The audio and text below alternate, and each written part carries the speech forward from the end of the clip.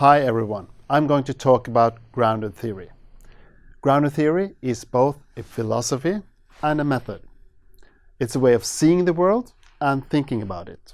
It's an ontology. But it also provides a detailed description of how to collect and analyze qualitative data. These specific techniques makes it a very useful way of collecting data within social sciences and therefore also interesting for human geographers. Grounded theory has increasingly become a general method for qualitative inquiry.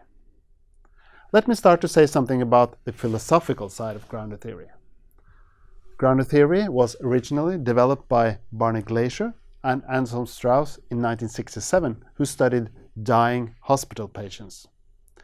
They wanted to challenge the quantitative domination within the social sciences, and they wanted to show that qualitative analysis could be systematic and contribute to the development of theory. At the same time, they argued that the development of theory should start with the data, or the people and social processes being studied. Grounded theory was heavily influenced by ethnographic research, where people were studied in specific social situations. Another influential perspective was pragmatism. The knowledge resulting from the research should be relevant and useful for those being studied, or for decision makers.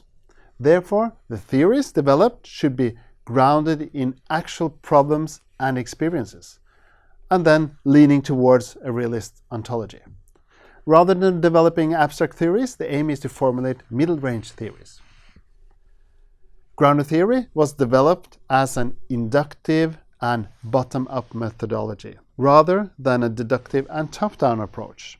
However, different interpretations and paradigms were developed, challenging the kind of classical approach, which also influenced the way the research was done, and the specific methods and techniques that were used. I will focus on the methods of data collection and analysis developed within the classical grounded theory paradigm. The starting point is not specific research questions or hypotheses, but the collection of the qualitative data in itself in order to investigate the research theme or produce knowledge about societal problems. The in-depth interview is particularly suited for grounded theory methods, but group interviews and focus groups may also be used. In the interview, the researcher should aim at eliciting narratives and listening to the participant or the person interviewed. At the same time, the aim is to develop a collective story and then a theory. Grounded theory methods deal with the shifting between these individual narratives, collective stories, and the development of a meta-level theory. During the interview, this may be handled by asking open-ended questions after listening to the participant's narrative in order to reveal the social process involved. Let me use an example. Imagine the research is about people living in social housing in a city and being displaced from a rapidly gentrified area.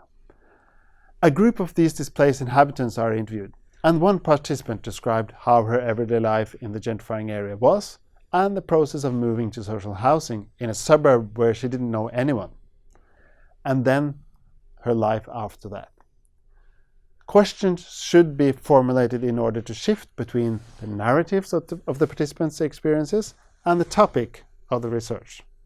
In this example, this means to both hear the narrative and experience of displacement, as well as uncovering the elements and factors in the process of displacement set forth by the city authorities.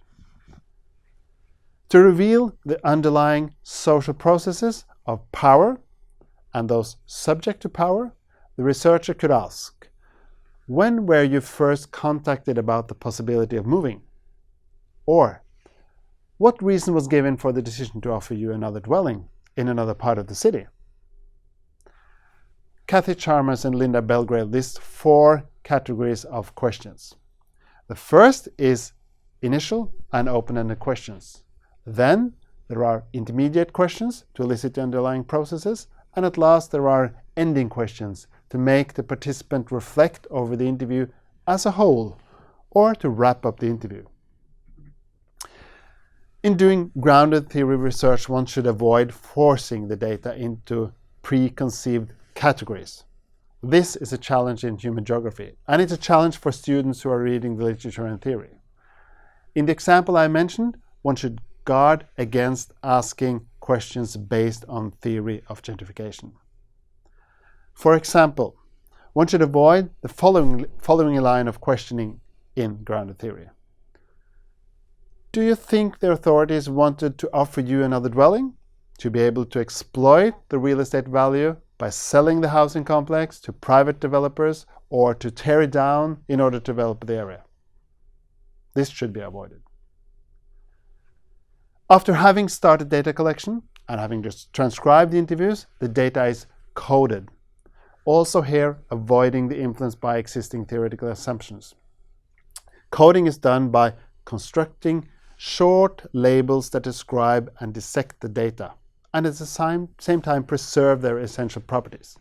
In my example, moving from the city may be a code that reflects the participant's narrative and experience, while displacement is a theoretically informed concept stemming from the literature on gentrification. The next step is to select the codes that are frequently reappearing, or codes that are focused because they are analytically inclusive. In my example, losing social network may be such a code. In order to develop the focused or selective codes into theory, theoretical sampling is done. When developing a category, the researcher may discover that important pieces are missing.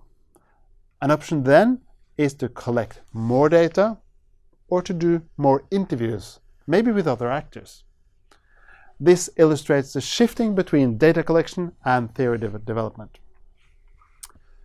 An important part of theoretical sampling is to define the properties of a category, the connections to other categories, and its range of variation. This may help a researcher to formulate a set of explanations or theories about the variety of experiences related to, for example, displacement. In my example of gentrification and social housing. Theoretical saturation and memo writing are other concepts that are important in grounded theory, which together with coding has become part of the general vocabulary within qualitative methods. In this talk, I have focused on the grounded theory method for data collection and analysis, but I've also said something about the philosophy of science and the methodological implications. It is important to remember that the methods and techniques may be used also outside of this paradigm, for example in theory-guided approaches, which are common in human geography. The specific methods of grounded theory are generalized, and they are today an important part of qualitative methods.